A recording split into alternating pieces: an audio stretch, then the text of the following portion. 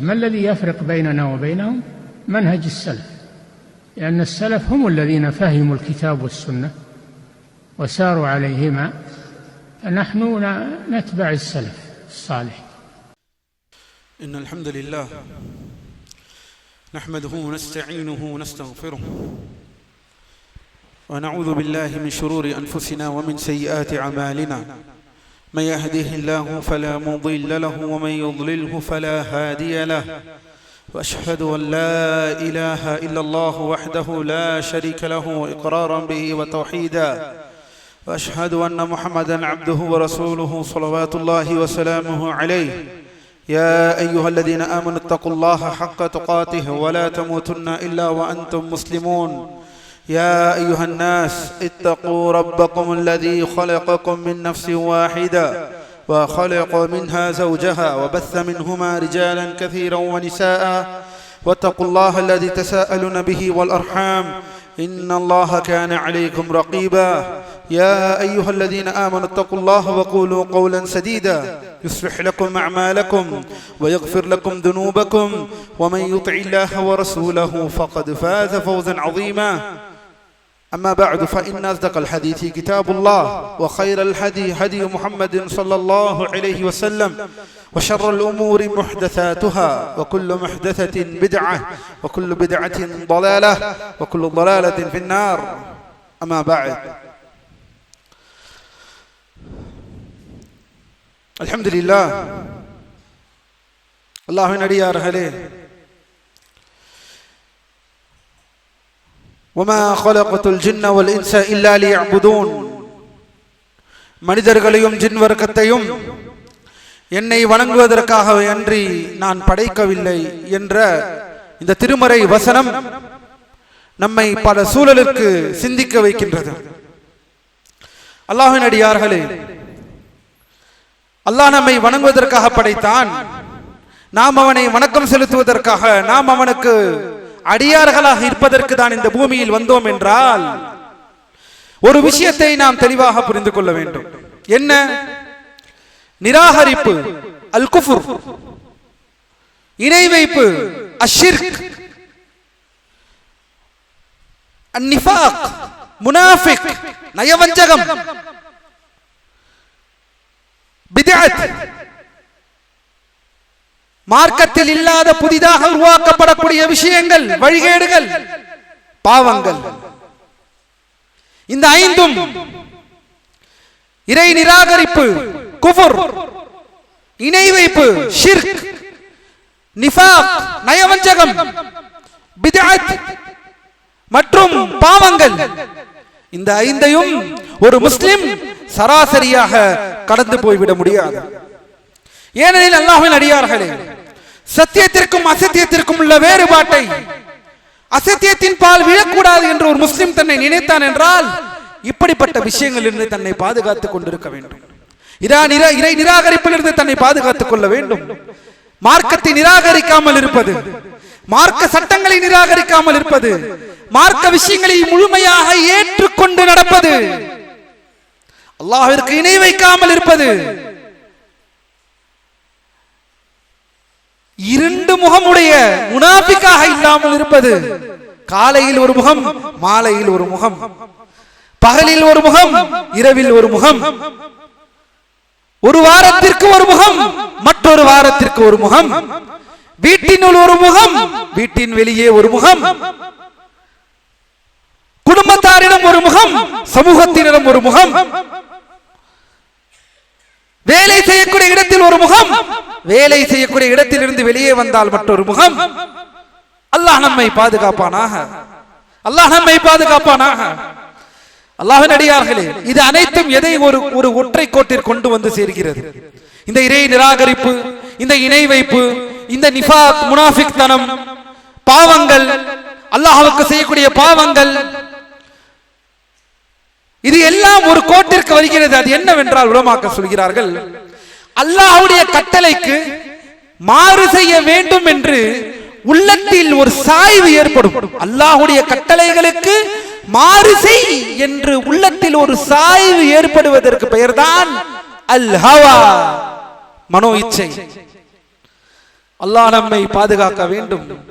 மனோ இச்சையை பின்பற்றுவதிலிருந்து நம்மை அல்லாஹ் பாதுகாக்க வேண்டும். அல்லாஹ்வின் அடியார்களே, எப்போது ஒருவன் அவனுடைய உள்ளத்தில் மார்க்க சட்டங்களுக்கு எதிராக, அல்லாஹ்வுடைய கட்டளைகளுக்கு எதிராக ஒரு சாய்வு ஏற்படுகிறதோ தன் உள்ளத்தில், அதற்கு பெயர்தான் அல் ஹவா. ஹவா நஃப்ஸ். ஊரிலே சொல்வோம், பேசும் பொழுது பேச்சு வழக்கில் சொல்வோம், சாப்பிடுவதற்கு சொல்வோம், ஏன் இவ்வளவு ஹவா கொண்டு சாப்பிடுகிறாய்? நம் ஊரிலே இவ்வாறு சொல்லக்கூடிய ஒரு வார்த்தை இருக்கிறது, ஏன் இவ்வளவு ஹவா கொண்டு சாப்பிடுகிறாய்? அப்படி என்றால் என்ன அர்த்தம்? போதும் என்று உனக்கு இருக்கிறது, அதை தாண்டி ஏன் வேறு ஒரு பக்கம் சாய்கிறாய்? இது வெறும் உணவிற்கு மட்டுமல்ல அல்லாஹ்வின் அடியார்களே. ஹவா நஃப்ஸ் என்றால் வெறும் உணவுகளுள்ள விஷயத்தில் அதீத ஆசையுடையவர் அல்ல, உலக துன்யா விஷயத்தில் அதீத ஆசையுடையவர்களை ஹவா, அல் ஹவா, ஹவா நஃப்ஸ், நஃப்ஸின் ஹவா என்றுதான் அடையாளப்படுத்தப்படுவார்கள். அல்லாஹ் கடுமையாக எச்சரிக்கிறான், ரப்புல் ஆலமீன் கடுமையாக எச்சரிக்கிறான். இந்த ஹவா நஃப்ஸை வைத்திருப்பவர்கள், மார்க்கம் இதுதான் என்று தெளிவாக வரையறுக்கப்பட்டதற்கு பிறகும் தன் மனம் ஹவாவின் பால், தன் மனம் போகும் போக்கில் தான் சாய்கிறானே ஒரு மனிதன், அதற்கு பெயர் தான் ஹவா. அதை அல்லாஹ் எவ்வாறு சொல்கிறான் என்று தெரியுமா? அல்லாஹ்வின் அடியார்களே, அல்லாஹ் எவ்வாறு சொல்கிறான் தெரியுமா? அஃபரஐத மன் இத்தகத இலாஹஹு ஹவா. நபியே, நீங்கள் பார்த்தீர்களா மனிதர்களில் சிலர் எப்படி இருக்கிறார்கள் என்றால், தங்களுடைய மனோ இச்சை ஹவாவை வணங்கப்படும் தெய்வங்களாக எடுத்து வைத்திருக்கிறார்கள். கவனியுங்கள் அல்லாஹ்வின் அடியார்களே, அல்லாஹ்வின் வசனம். தன்னுடைய மன இச்சையை வணங்கப்படக்கூடிய கடவுள்களாக எடுத்திருக்கிறார்களே, அவர்களை நீங்கள் பார்த்தீர்களா? அவர்களை விட மோசமான வழிகட்டவர்கள் யாராக இருக்க முடியும்? அஃபரஐத மன் இத்தகத இலாஹஹு ஹவா. நபியே, தங்களுடைய கடவுள்களாக யாரை எடுத்து வைக்கவில்லை? லாத்தையோ, உஸ்ஸாவையோ, மனாத்தையோ, சிலைகளையோ, நாகூராண்டவரையோ இப்படி இணை வைத்துக் கொண்டிருக்கிறார்களே மக்கள், அவர்களை பற்றி மட்டும் இங்கு பேசவில்லை. யாரை பற்றியும் அல்லாஹ் பேசுகிறான். அஃபரஐத மன் இத்தகத இலாஹஹு ஹவா. தங்கள் கடவுள்களாக தங்கள் மனோ இச்சையை எடுத்து வைத்திருக்கிறார்களே, அவர்களை நீங்கள் பார்த்தீர்களா என்று அல்லாஹ் கேட்கிறான். அல்லாஹ் நம்மை பாதுகாப்பானா. இதனால் தான் உலமாக்கள் சொல்கிறார்கள், மனோ இச்சையை பின்பற்றுபவனும் இணை வைப்பவன். ஏன்? அவன் அந்த மனோ இச்சையை தன்னுடைய கடவுளாக. அப்படி என்றால் என்ன? அது என்ன சொல்கிறதோ அதுதான் நான் செய்வேன், என் மனம் போகும் போக்கில் நான் செய்வேன், வஹியை நான் விட்டு விடுவேன், இறை செய்தியை விட்டுவிட்டு நான் மனோ இச்சைக்கு திரும்புவேன் என்று இருப்பவர்களைத்தான் அல்லாஹ் இங்கு சொல்கிறான்.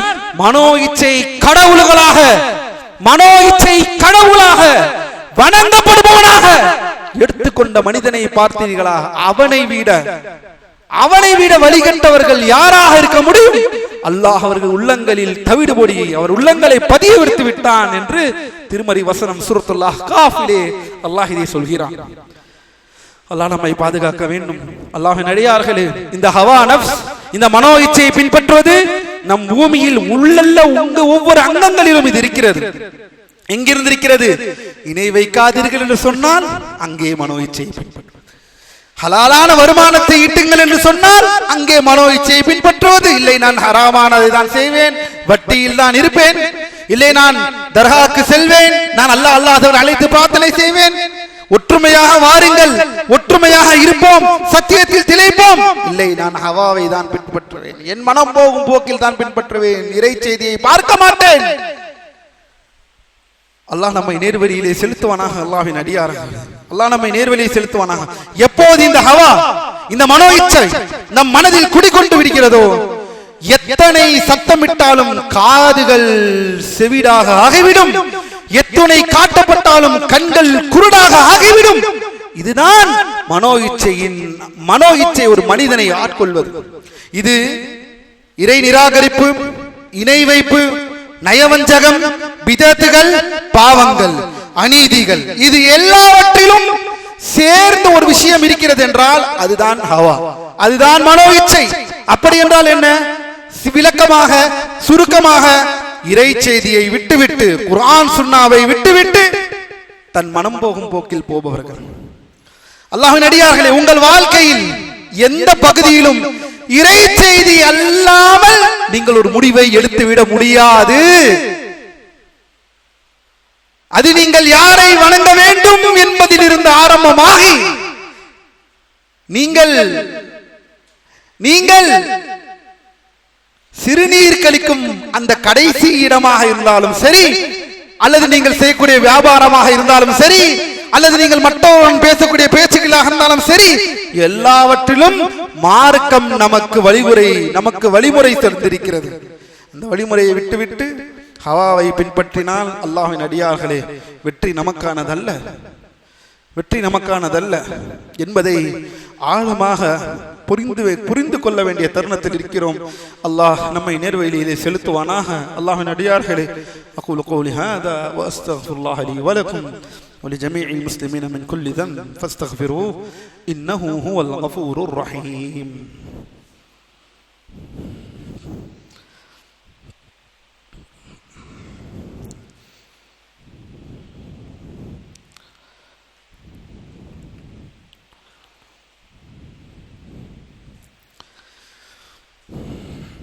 الحمد لله على إحسانه والشكر له على توفيقه وامتنانه وأشهد أن لا إله إلا الله وحده لا شريك له تعظيما لشأنه وأشهد أن محمدا عبده ورسوله صلوات الله وسلامه عليه.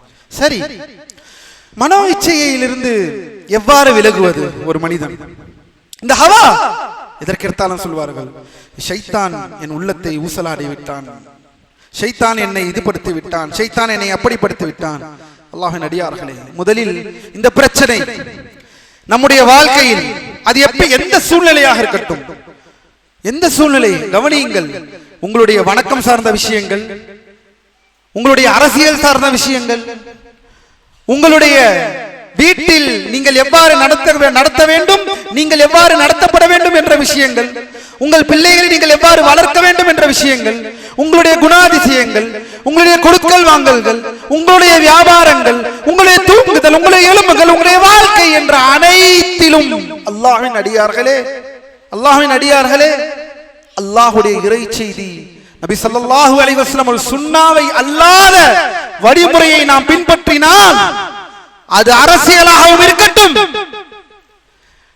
நமது சொந்த வாழ்க்கையாக இருக்கட்டும், நமது குணாதிசயங்கள் மக்களிடம் நம்ம எவ்வாறு நடந்து கொள்வது, பிரச்சனை வந்தால் அந்த பிரச்சனை எவ்வாறு தீர்ப்பது, எல்லாவற்றிலும் இறை செய்தியை விட்டுவிட்டோம் என்றால் அல்லாஹ்வின் அடியார்களே, நஷ்டவாளிகள் நாம் தான். சரி, இதற்கான பிரச்சனைகள் என்ன? முதல் விஷயமாக உலமாக்கள் என்ன சொல்கிறார்கள் தெரியுமா? எப்போது ஹவா நஃப்ஸ் மனிதனை ஆட்கொள்ளும் என்றால் பொறாமை மன இச்சையோடு பிணிந்துள்ளதா? எடுத்துக்காட்டு ஏதாவது தாருங்கள். அல்லாஹ்வின் அடியார்களே, கவனியுங்கள். உலமாக்கள் சொல்கிறார்கள், அரபுகளில் இஸ்மாயில் அலைஹிஸ்ஸலாம் அவர்களின் சந்ததியில் நமது நபி முஹம்மது ஸல்லல்லாஹு அலைஹி வஸல்லம் அவர்கள் தூதராக அனுப்பப்பட்ட போது யூதர்கள் இஸ்ஹாக் அவர்களின் மகன் யாக்கூப், அதாவது இஸ்ஹாக் அவர்கள் யாக்கூப் அவர்கள் யார் அவர்கள்? இஸ்ரவேலர்கள். கவனியுங்கள், பொறாமை மனோ இச்சையினால், இந்த பொறாமையினால் சத்தியத்தை தூக்கி தூரப்பட்டவர்களுக்கு ஒரு எடுத்துக்காட்டு. பொறாமையை கொண்டால் சத்தியத்தை எடுத்துக்கொள்ள முடியாது. என்ன? இஸ்ரவேலர்கள் யாருக்கு காத்திருந்தார்கள்? அல்லாஹ்வின் அடியார்களே, இஸ்ஹாக் அவர்களின் மகன் யாக்கூப் அவர்கள் இஸ்ரவேலர்களின் வழித்தோன்றல்கள், அவர்கள் மீது கொண்ட பொறாமையை கூறலாம். அந்த பொறாமையினால் ஏற்பட்ட மனோ இச்சை நபி அவர்களை அழைத்த நேர்வழியின் மற்றும் சத்தியத்தை விட்டு அவர்களை தடுத்தது. ஆம், நபியா இஸ்மாயில் அவர்களிடம் வந்திருக்கிறாரா? நாங்கள் எங்களிடமிருந்து எதிர்பார்க்கிறோம், நபியை எதிர்பார்க்கிறோம். இவர் யார்? இவரை நாங்கள் ஏன் பின்பற்ற வேண்டும்? அதேதான் என்றும் சத்தியத்தை சொன்னால் எங்கள் ஜமாத், எங்கள் ஜமீயத், எங்கள் கழகம், எங்கள் கட்சி, எங்கள் ஜமாத், எங்கள் குழு, அதை சொல்வதை தான் நாங்கள் பின்பற்றுவோம். சத்தியம் உங்களுக்கு வந்து காட்டப்படுகிறது. குர்ஆன், சுன்னா, சஹாபாக்கள் வழிமுறை என்று காட்டப்பட்டதற்கு பிறகும் அதை ஏற்றுக்கொள்ளவில்லை என்றால் என் கூட்டம், என் கட்சி, என் கொடி, என் ஜமா என்று சொல்லி சொல்லி சொல்லி எந்த பொறாமையினால் அல்லாஹ்வின் அடியார்களே யார் யார் அசத்தியத்தின் பால் போக போகிறோம், யார் வெற்றியாளராக இல்லாமல் இருக்க போகிறோம். அந்த பொறாமை சாதாரண விஷயம் அல்ல. பொறாமை கண்களை மறைத்து விடும், பொறாமை ஹவா நஃப்ஸை எடுத்து விடும். நீங்கள் எங்களுக்கு சத்தியத்தை சொல்வதா? நாங்கள் 30 வருடமாக இருக்கிறோம், நாங்கள் 40 வருடமாக இருக்கிறோம், எங்கள் ஜமாத் 140 150 வருடமாக இருக்கிறது. இதெல்லாம் என்ன பிரயோஜனம் தரப்போகிறது? அல்லாஹ்வின் அடியார்களே, இப்படித்தான் யூதர்கள் அல்லாஹ்வின் தூதரை எதிர்த்தார்கள். எங்கள் சந்ததியிலிருந்து எங்களுக்கு நபி வரவில்லை, அதனால் முஹம்மதை நாங்கள் ஏற்றுக்கொள்ள மாட்டோம். ஏனெனில் முஹம்மது ஸல்லல்லாஹு அலைஹி வஸல்லம் இஸ்மாயில் அவர்களின் வழித்தோன்றல்களில் வந்தவர்கள், அவர்கள் அரபுகள், எங்களுக்கு வேண்டியவர்கள் இஸ்ரவேலர்களில் இருந்து ஒருவர் வர வேண்டும். அல்லாஹ் நம்மை பாதுகாப்பானா, பொறாமையிலிருந்து அல்லாஹ் நம்மை தூரமாக்குவானா. வேற என்ன பிரச்சனை இருக்கிறது?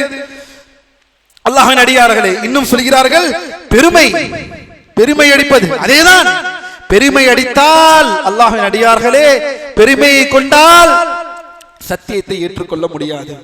பெருமையை பிடிப்பவர்களுக்கு மத்தியில் சத்தியத்தை ஏற்றுக்கொள்ள முடியாது. இன்னொரு விஷயம் மூலமாக சொல்கிறார்கள், தலைமைத்துவத்தின் மீதான ஆசை, பதவி மோகம்.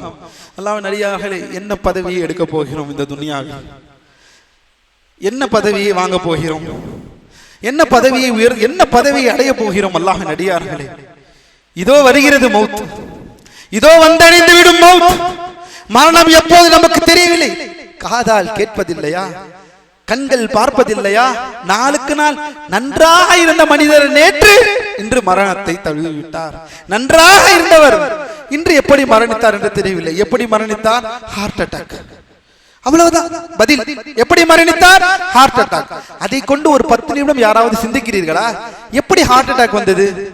எப்படி இந்த நோய் வந்தது? நல்லாதானா இருந்தார், எப்படி மரணித்தார்? யாராவது சிந்திக்கிறீர்களா? ஏன்? ஏனெனில் அதுதான் உண்மை, அதுதான் நிதர்சனம், அதுதான் அல்லாஹ்வின் அழகிய விதி.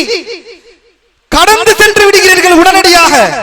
ஜனாசாவை தொழுதுவிட்டு அவருக்கு துஆ செய்துவிட்டு உடனடியாக கடந்து சென்று விடுகிறோம். இதுதான் அல்லாஹ்வின் அடியாரின் வாழ்க்கை, இதுதான் நம் நிலைமை, இதுதான் நம் நிலைமை. அவரை சிந்தித்து பார்ப்பதற்கெல்லாம் இங்கு நேரம் இல்லை. அதேதான் நாமும். என்னத்தான் பதவியை நீங்கள் அடைந்தாலும், என்னத்தான் உயரத்தை உயரும் என்று நீங்கள் தற்காலிகமாக உங்களை ஏமாற்றிக் கொண்டு நீங்கள் இருக்கிறீர்களே, ஒரு குறுகிய ஒரு ஜமாத்தோடும், ஒரு குறுகிய ஒரு ஜமியத்தோடும், அல்லது ஒரு குறுகிய ஒரு கட்சியினோடும் ஒரு பதவி என்பதை மட்டும் வைத்து முஸ்லிம் சகோதரே, மறுமையின் வாழ்க்கையை தொலைத்து விடாதீர்கள். அந்த பதவியை அடைவதற்காக, ஏனெனில் மனிதனிடம் போட்டி இருக்கிறது. மனிதன் போட்டி பொறாமையால் ஆனவன் தான். அந்த பதவியை அடைய வேண்டும், அதை அடைய வேண்டும், நமக்கு எதிராக இவனை விட நாம் மேலே ஓங்கி வேற வேண்டும் என்றெல்லாம் நினைப்போம். ஆனால் அது நன்மையை நமக்கு பயன் வைக்காத அல்லாஹ்வின் அடியார்கள். நாம் இவ்வாறு மரணித்தால் நம்மை நினைவு கூறுவதற்கும் யாரும் இல்லை. குறைந்தபட்சம் யார் நினைவு கூறுவார்கள்? சற்று சிந்தித்து பாருங்கள். மரணித்ததற்கு பிறகு நம்மை குறைந்தபட்சம் நினைவு கூறுவார்கள். குறைந்தபட்சம் நல்ல சாலிஹான பிள்ளைகளை பெற்றிருந்தால், சாலிஹான பிள்ளைகளை பெற்றிருந்தால் துஆ செய்வார்கள். அல்ஹம்துலில்லாஹ். இதுதான் துன்யா. யாருக்காக இந்த போட்டி? யாருக்காக இந்த பொறாமை? யாரை நீங்கள் திருப்திப்படுத்த போகிறீர்கள்? எந்த பொறாமை, எந்த பெருநாணம், எந்த கிபுர்? அல்லாஹ் நம்மை தூரமாக்குவானாக. அல்லாஹ்வின் அடியார்களே, இவ்வாறு ஹவா நஃப்ஸில் இருந்து அல்லாஹ் நம்மை பாதுகாப்பானாக. அல்லாஹ் நம்மை நேர்வழியை செலுத்துவானாக. அல்லாஹ்வின் அடியார்களே, சரி, இதற்கு கடைசியான தீர்வு அல்லாஹ்வின் அடியார்களே, மறுமையை சிந்தியுங்கள். ஹவாவிலிருந்து உங்களை நீங்கள் பாதுகாத்துக் கொள்ள வேண்டும் என்றால் மறுமையை சிந்தியுங்கள். இந்த பூமி, இந்த வாழ்க்கை என்பது அனைத்தும் மிகவும் மிகவும் மிகவும் நிலைத்தன்மை அற்றது. அது நிரந்தரம் அல்ல. இன்று இருப்பவர்கள் நாளை இல்லை. இதை நோக்கிதான் நாம் நகர வேண்டும் என்பதை அடிக்கடி சிந்தியுங்கள். அல்லாஹ்வின் அடியார்களே, சிந்தனை வேண்டும் என்றால் குர்ஆனை ஓதுங்கள். அதுகாறுகள், காலை மாலை அதுகாறுகளை ஓதுங்கள். காலை மாலை அதுகாறுகளை அல்லாஹ்வை நினைவு கூறுங்கள். அல்லாஹ்வை நினைவு கூறாத நாட்கள் கடக்கும் எனில் நீங்கள் தானாகவே உலகத்தின் பால் சிந்திக்க தோன்பீர்கள். மறுமையை மனிதனிடம் மறைத்துவிடும், மரணத்தை மனிதனிடம் மறைத்துவிடும். அந்த நிலைமை வந்துவிட்டால் மறுபடியும் நம் உள்ளம் மனோ இச்சையின் பால் சாயும், துனியாவின் பால் சாயும். அல்லாஹ் நம்மை நேர்வழியில் செலுத்துவானாக. மேலும் அல்லாஹ்வின் அடியார்களே, இன்று இளைஞர்களாக இருக்கக்கூடிய நீங்கள், இன்று 20 வயதில் இருக்கக்கூடிய நீங்கள் இப்படி இப்படி என்ற காட்டிலும் 30-40 அடைவீர்கள். அந்த 30-40 அடைவீர்கள். இவ்வாறு 40 அடைந்தவர்கள் 60 அடைவார்கள். எப்போது மரணம் என்பதை தெரியாமல் வாழ்வோம். அதற்கான வாழ்க்கையை தயார் செய்து கொள்வோம். அல்லாஹ்வின் அடியார்களே, அல்லாஹ் நம்மை நேர்வழியில் செலுத்துவானாக. மனோ இச்சையிலிருந்து பின்பற்றுபவர்களிலிருந்து அல்லாஹ் நம்மை பாதுகாப்பானாக.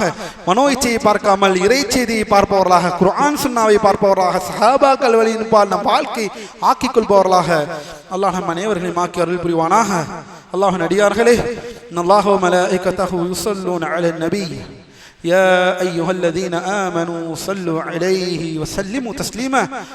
عباد الله إن الله يأمركم بالعدل والإحسان وإيتاء ذي القربى وينهى عن الفحشاء والمنكر والبغي يعظكم لعلكم تذكرون فاذكروا الله يذكركم واشكروه على نعمه يزدكم ولذكر الله أكبر والله يعلم ما تصنعون.